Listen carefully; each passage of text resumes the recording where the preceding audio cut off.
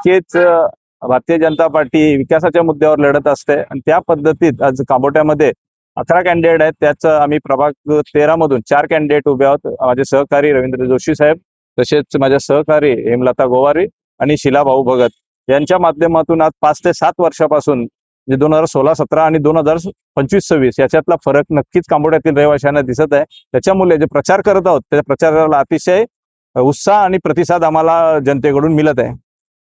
महाविकास आघाडीचं तुम्हाला विरोध वाटतो? महाविकास आघाडी ही फक्त इलेक्शन पुरतं आलेली आहे. त्याच्या अगोदर महाविकास आघाडीचा कोणत्याही प्रकारचा इथे अस्तित्वच नव्हता. जेणेकरून भारतीय जनता पार्टी सबका साथ सबका विकास और सबका विश्वास या ब्रीद वाक्यावर कांबोट्यातला आणि पनवेलचा विकास आमदार प्रशांत ठाकूर साहेब यांच्या माध्यमातून होत असतो. त्यामुळे समोरची जनता आणि सामान्य जनतेला अपेक्षा आहे की येणाऱ्या काळात सुद्धा पूर्ण बहुमताने भारतीय जनता पार्टी ही पनवेल महानगरपालिकेत असावी.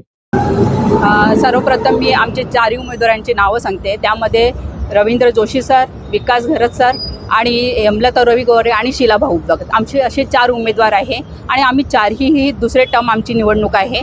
त्यामध्ये आम्ही 2017ला महिलांसाठी अनेक असे जसे शिलाई मशीन, घरघंटी आणि मार्केटचे असे अनेक व्यवसाय महिलांसाठी उपलब्ध करून दिलेले आहे. महिलांचे प्रश्न असू द्या ते आम्ही नेहमी महासभेला वेळोवेळी मांडलेले आहे. त्यामुळे यावेळी महिलांचा बहुतांश सपोर्ट हा BJPला आहे.